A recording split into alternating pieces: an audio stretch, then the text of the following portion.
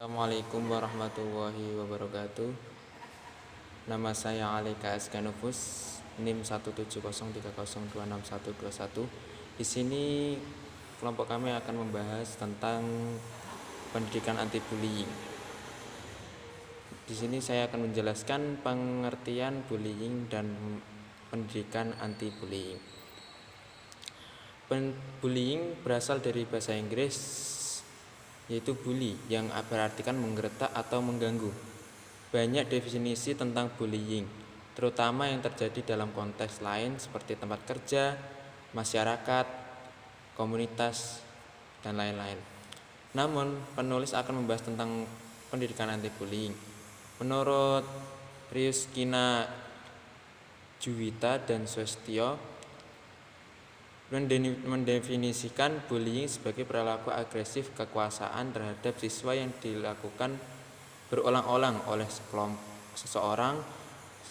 sekelompok siswa yang memiliki kekuasaan terhadap siswa lain yang lebih lemah dengan tujuan menyakiti orang tersebut. Bullying kemudian dikelompokkan menjadi 5, antara lain yaitu kontak fisik langsung, kontak verbal langsung, perilaku nonverbal langsung, perilaku nonverbal tidak langsung. Yang kelima yaitu pelecehan. Yang pertama yaitu kontak fisik langsung, yaitu memukul, mendorong, mencubit, mencakar, juga termasuk memeras dan merusak barang-barang yang dimiliki orang lain. Yang kedua, kontak verbal langsung, yaitu mengecam, mempermalukan, merendahkan, mengganggu, dan memberi panggilan nama yang jelek. Sarkasme, merendahkan, mencela, mengejek, mengintimidasi, dan menyebarkan gosip. Yang ketiga, perilaku nonverbal langsung, melihat dengan sinis, menjulurkan lidah, menampilkan ekspresi muka yang merendah, mengejek, dan mengecam, biasanya disertai oleh bullying fisik atau verbal. Yang keempat yaitu perilaku nonverbal tidak langsung, yaitu mendiamkan seseorang, memanipulasi persahabatan sehingga tidak retak, sehingga menjaga, sengaja mengucilkan atau mengabaikan surat kaleng. Yang kelima yaitu pelecehan seksual, kadang dikategorikan perilaku agresif fisik atau verbal.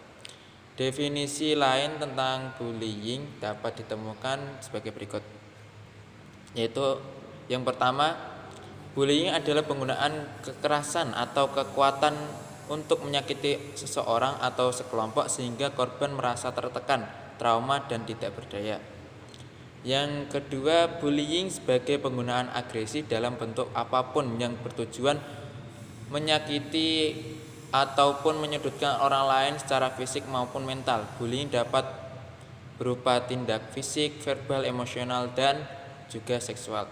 Yang ketiga, bullying adalah bentuk-bentuk perilaku berupa pemaksaan atau usaha menyakiti secara fisik maupun psikologis terhadap seorang atau kelompok yang lebih lemah oleh seorang atau kelompok yang mempersilahkan lebih kuat. Bullying, terjadinya bullying di sekolah menurut Salmi Yali dan kawan-kawan merupakan proses dinamika kelompok dan di dalamnya ada pembagian peran. Peran-peran tersebut yaitu bully, asisten bully, reinforcer, defender, dan outsider. Yang pertama yaitu bully, yaitu pelaku. Bully yaitu siswa yang dikategorikan sebagai pemimpin atau berinisiatif dan aktif terlibat dalam perilaku bullying. Yang kedua, asisten bully juga yaitu terlibat dalam perilaku bullying, namun ia cenderung bergantung atau mengikuti perintah dari bully. Reinforcer adalah mereka yang ada ketika kejadian bullying terjadi, ikut menyaksikan, menertawakan, memprovokasi bully, mengajak siswa lain untuk menonton, sebagainya. Defender yaitu orang yang berusaha membela, membantu korban, dan sering kali mereka menjadi korban juga. Yang kelima, outsider adalah orang-orang yang tahu hal itu namun tidak melakukan apapun seolah-olah tidak tahu.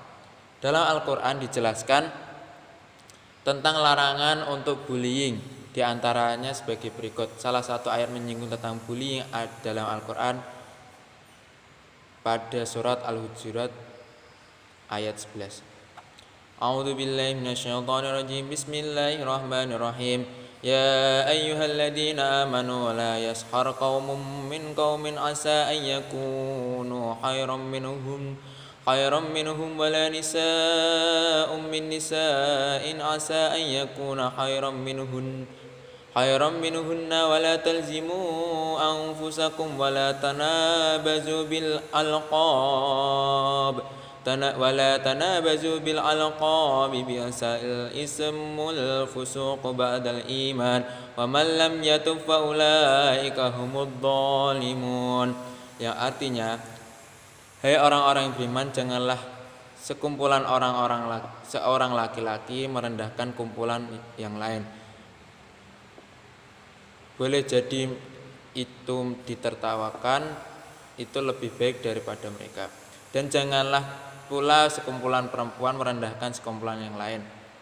Boleh jadi yang merendahkan itu lebih baik. Dan janganlah suka mencela dirimu sendiri, dan jangan memanggil dengan gelaran yang mengandung ejekan. Seburuk-buruk panggilan adalah yang buruk sesudah iman, dan barang siapa yang tidak bertobat maka mereka itulah orang-orang yang zalim.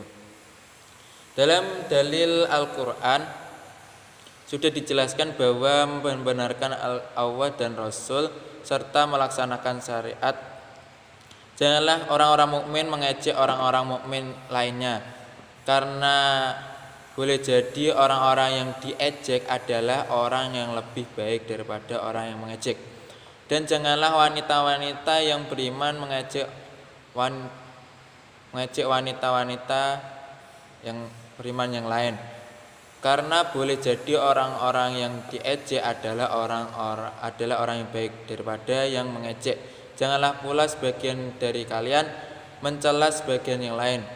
Janganlah pula sebagian kalian memanggil sebagian yang lain dengan panggilan gelar atau yang dia benci. Seburuk-buruk nama dan sifat adalah kefasikan, yaitu penghinaan, perendahan, dan pemanggilan dengan gelar buruk. Sesudah kalian masuk Islam dan memahaminya, barang siapa tidak bertaubat dari penghinaan, merendahan, dan pemanggilan dengan julukan yang buruk, maka mereka adalah orang-orang yang zalim diri mereka sendiri dan melanggar larangan-larangan ini. Yang kedua adalah penyebab bullying. Banyak sekali faktor mengapa seseorang melakukan bullying. Pada umumnya, orang melakukan bullying karena merasa tertekan, terancam, terhina, dendam, dan lain sebagainya. Bullying disebabkan oleh korban dari keadaan lingkungan yang membentuk kepribadiannya menjadi agresif dan kurang mampu mengendalikan emosi, seperti lingkungan rumah yang tidak harmonis, karena adanya pertengkaran orang tua atau broken home, kekerasan yang dilakukan orang tua terhadap anaknya, perlakuan orang tua yang terlalu mengekang anaknya. Sementara itu, psikolog Clara Wiswanto dari Jagat Nita Konseling mengemukakan bahwa penyebab seseorang menjadi pelaku bullying bisa dari berbagai faktor, seperti orang tua yang terlalu memanjakan anak, keadaan keluarga yang berantakan sehingga diri anak tersisihkan, atau hanya karena anak tersebut meniru perilaku bullying dari kelompok pergaulannya, serta tayangan bernuansa kekerasan di internet atau televisi. Selain itu, lingkungan sekitar rumah juga berpengaruh besar terhadap perilaku bullying ini. Misalnya, anak hidup pada lingkungan orang yang suka berkelahi atau bermusuhan, berlaku tidak sesuai norma yang ada, maka akan mudah anak meniru perilaku dari lingkungan tersebut dan merasa tidak bersalah. Lingkungan sekolah juga bisa menjadi faktor penyebab aksi bullying. Misalnya, guru berbuat kasar terhadap siswa, guru yang kurang memerhatikan kondisi anak, teman yang sering mengejek atau menghina, dan lain sebagainya. Yang ketiga yaitu dampak bullying. Menurut psikolog Ratna Juwita, siswa korban bullying akan mengalami permasalahan kesulitan dalam membina hubungan interpersonal dengan orang lain dan jarang datang ke sekolah. Beberapa hal yang bisa menjadi indikasi bahwa anak mungkin sedang mengalami bullying di sekolah antara lain: takut pergi ke sekolah, sering pergi ke UKS, menangis sebelum atau sesudah bersekolah, tidak tertarik pada aktivitas sosial yang melibatkan murid lain, sering mengeluh sakit sebelum pergi ke sekolah, dan lain-lain. Dari penelitian Riau Skima dan kawan-kawan mengemukakan ketika mengalami bullying, korban merasakan banyak emosi negatif seperti marah, dendam, kesal, tertekan, takut, malu, dan sedih. Beberapa hal yang menjadi tanda-tanda anak korban bullying antara lain kesulitan dalam bergaul, kesehatan fisik dan mental, baik jangka pendek maupun jangka panjang akan terpengaruh. Selanjutnya yang keempat yaitu cara mengatasi bullying. Pencegahan agar anak tidak menjadi pelaku bullying, orang tua harus mampu mengembangkan kecerdasan emosional anak sejak dini. Ajarkan anak untuk memiliki rasa empati, menghargai orang lain, dan juga menyadarkan sang anak bahwa dirinya adalah makhluk sosial yang membutuhkan orang lain dalam kehidupannya. Pemerintah seharusnya memiliki program yang tegas, jelas, dan juga terarah. Kalau kita diam saja, maka itu sama saja dengan kita melegalkan tradisi dendam di sekolah. Kegunaan dari program serta kegiatan anti-bullying ini diantaranya yang pertama, untuk menanamkan pengertian bahwa rasa aman adalah hak dan milik semua orang. Yang kedua, menyadarkan semua orang di sekolah bahwa tindakan bullying dalam bentuk apapun itu tidak ditolerir. Yang keempat, membekali siswa untuk membuat keputusan. Yang terakhir, membantu siswa membentuk lingkaran orang-orang yang mereka percayai. Selanjutnya, kegiatan yang dapat dilakukan selama program ini berlangsung diantaranya yang pertama, bisa dilakukan dengan cara diskusi. Yang kedua, kegiatan menggunakan lembar kerja. Yang ketiga, bisa dengan membaca buku cerita yang berhubungan dengan bullying. Yang keempat, bisa membuat gambar, kolase, ataupun poster yang mengenai pencegahan bullying. Yang kelima, bisa dilakukan dengan cara bermain drama. Yang keenam, berbagi cerita kepada orang tua di rumah. Selanjutnya bisa dengan menulis puisi, menyanyikan lagu anti-bullying, ataupun bermain teater boneka. Selanjutnya beberapa tips mencegah terjadinya bullying. Yang pertama, berikan mereka alternatif komunikasi yang mengakui dirinya. Pada dasarnya, setiap manusia membutuhkan pengakuan atas keberadaan dirinya, terlebih pada usia remaja yang sedang dalam masa transisi dan krisis identitas. Para remaja lebih senang berkumpul dengan teman-teman sebayanya.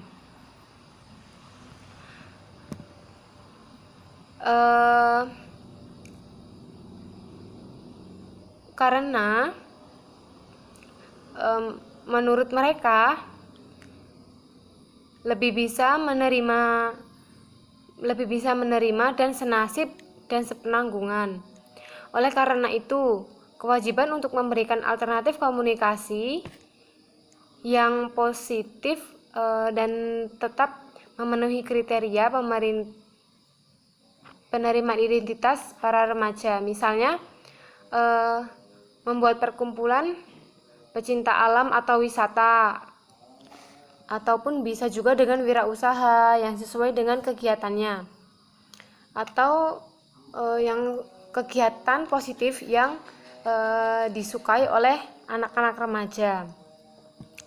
Yang kedua yaitu putus mata rantai pelaku dan budaya bullying. Biasanya budaya bullying diwariskan dengan sistem kaderisasi yang kuat. Motivasi senioritas adalah faktor yang terkuatnya. Untuk menghindari gejala tersebut, sebaiknya bimbinglah para remaja dan caranya mengadakan kegiatan bersama antara generasi tersebut maupun alumninya, dan buatlah suatu ikatan supaya terbentuk jalinan antara alumni dari sekolah tersebut dan juga siswa yang sedang bersekolah di sekolah tersebut. Persaudaraan yang akan melahirkan kesadaran bahwa senior harus membimbing dan para junior harus menghormati seniornya. Yang ketiga, ajarkan cara mengantisipasi keberadaan kekerasan, bukan melakukannya. Latihan bela diri misalnya merupakan salah satu alternatif pembentukan mental, spiritual, dan juga jasmani yang kuat pada diri seseorang. Yang keempat, tingkatkan kepedulian lingkungan sosial untuk mencegah praktek bullying. Sudah waktunya masyarakat ikut peduli dan melakukan pencegahan atas praktek bullying yang terjadi di lingkungannya. Dalam hal ini, peran masyarakat sangat penting dalam tindakan bullying tersebut, tindakan untuk mencegah bullying tersebut. Yang kelima yaitu mendukung gerakan diet siaran televisi. Batasi anak-anak dan remaja menonton televisi, karena acara dan penampilan yang disiarkan di televisi ikut membentuk masyarakat pengaksesnya. Contohnya, jika anak-anak menonton film-film atau sinetron yang belum waktunya ditonton oleh anak-anak, nanti bisa jadi karakter anak tersebut akan mengikuti salah satu peran yang ada di sinetron tersebut. Contohnya, jika ada peran antagonis, nanti bisa jadi jikalau anak tersebut akan meniru sifat-sifat antagonis yang ada di peran dalam sinetron tersebut. Berikutnya merupakan saran bagi anak yang beresiko terkena bullying. Yang pertama, jangan membawa barang-barang mahal dan juga uang berlebihan. Yang kedua, jangan sendirian. Jikalau memungkinkan, beradalah di lingkungan yang dekat dengan guru atau orang dewasa lainnya yang dapat mengawasi Anda. Atau lebih baik jika Anda bersama dengan teman-teman. Yang ketiga, jangan cari gara-gara dengan pelaku bullying. Yang keempat, jika suatu saat menjadi korban bullying, kuncinya adalah tetaplah percaya diri. Yang terakhir, yaitu Anda harus berani melapor kepada guru, orang tua, atau orang dewasa lainnya yang Anda percayai. Pihak kepolisian bekerjasama dengan sekolah dengan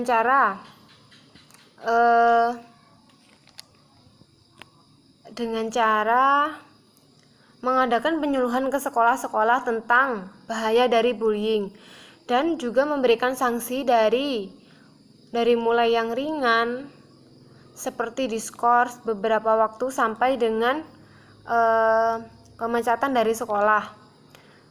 Begitu juga kerjasama dengan pihak kehakiman, bagaimanakah proses persidangan, tuntutan serta keputusan yang akan dan telah diambil bagi pelaku bullying itu. Bagi pelaku bullying, dari pihak guru, sekolah, ataupun pihak-pihak lain, jangan ragu-ragu untuk menindak dengan tegas supaya keadilan dapat ditegakkan di negeri ini dan guru tersadar atas semua kesalahannya, sehingga tidak terjadi lagi ke korban-korban bullying berikutnya di sekolah. Sekian yang dapat saya sampaikan. Kurang lebihnya saya mohon maaf. Wassalamualaikum warahmatullahi wabarakatuh.